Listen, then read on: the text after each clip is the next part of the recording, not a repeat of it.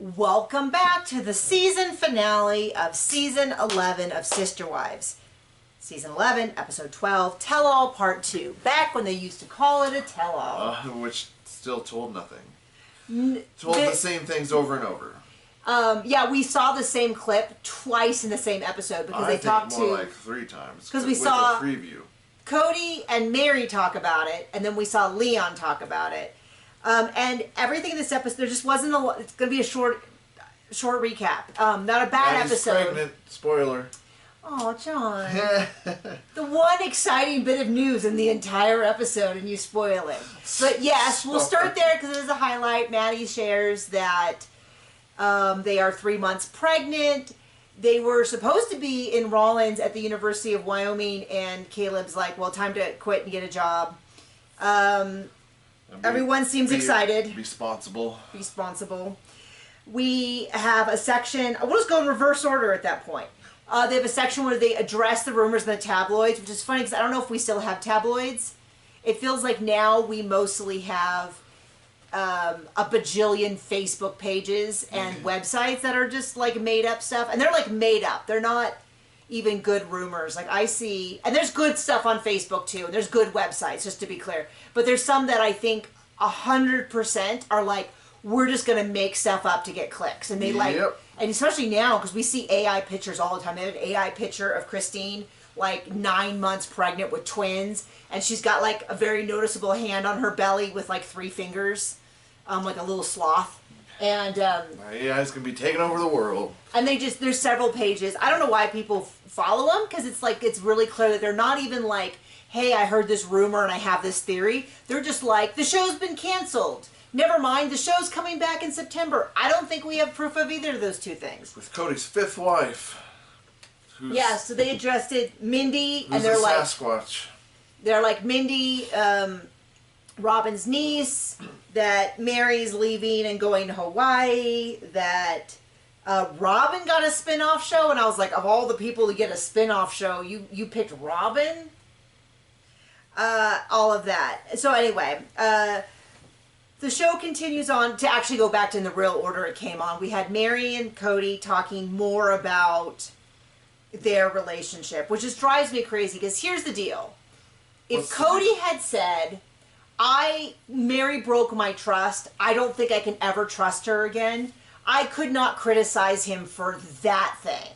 I could still criticize him for all the way he treated her up to the catfish. But he can't say that because he wants her money. But he keeps saying, no, that doesn't bother me, I'm willing to work on it, and then gives every single answer that he despises her, doesn't want to work on it, will never forgive her. And it's like, hey, you can't, it's not right. Like, if you cannot get over it, I mean, I know plenty of people who've had infidelity in their relationship and just said, this is a deal breaker for me, I'm done.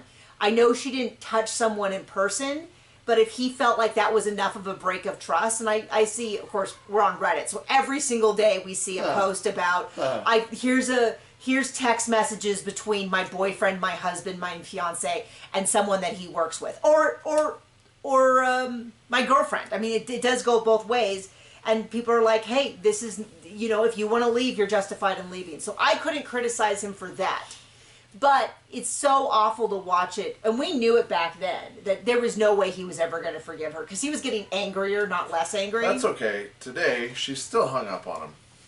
Yeah, well, as in 2025, she's still kind of defending him. And he's like, well, I won't walk away. And you're like, that is the opposite of encouraging. And then Robin finally loses her cool, because you know that she coached him ahead of time.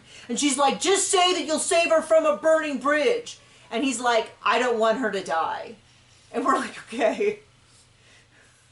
The bar is in hell in terms of him taking it over the bar. And then, so that was all just annoying, whatever. And then we see the scene Cody and Meri see the scene where Cody meets with Leon. And this is a situation that I'm even more conflicted on, because Leon has some really genuine beefs about Meri. But Leon doesn't know about what Cody's done to Meri. Right. And it's this weird triangular relationship. And I've seen how Meri talked to Leon. We saw it that whole season. And you know, when Leon explains things like Meri saying, you just need to get over this. That's not fair. Right. That's not healthy. And I get so frustrated because Meri's talking to Leon like Leon is a child. But although I'll tell you what, we have a son who's about like 8 years old, and I would use more like validation of feelings. And I think that Leon does have a right to be really frustrated because this is a frustrating situation and Meri is pushing really hard. But I remember even when we watched it the first time being like, Cody treats Meri really badly, and I don't think that Leon sees that. But I also feel like we have talked this subject to death over the last 3 or 4 episodes. So I'm also like, I guess I can say it again if you want to hear it. And then they have a Leon-only conversation. They talk a little bit about coming out. Leon makes a comparison that I know I made in a video, which is like, the family is super supportive because Leon knows people who've been kicked out of their homes, banished from the family. That was not Leon's experience. That's coming, but nothing to do with Leon. Nothing to do with well, we don't know what has happened since Leon.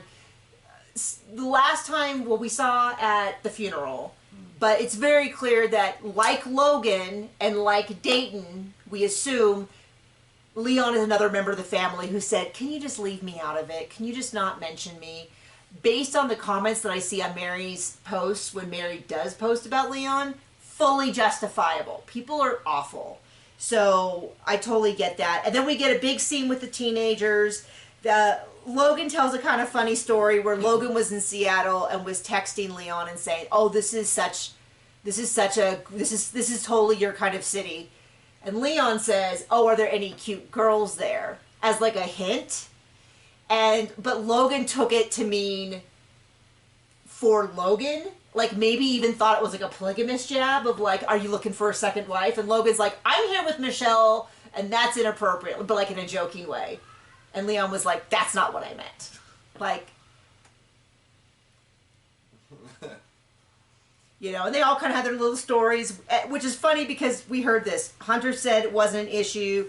Aspen kind of guessed right off the bat based on, which it does not surprise me that Aspen is one of the teenagers who like can just look at the situation and be like, you and I need to talk.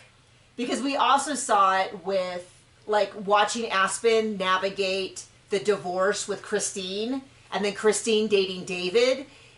Like, it just does not surprise me that Aspen is incredibly intuitive about people. Mm. You having fun, babe? I'm sure people enjoy watching the top of your head.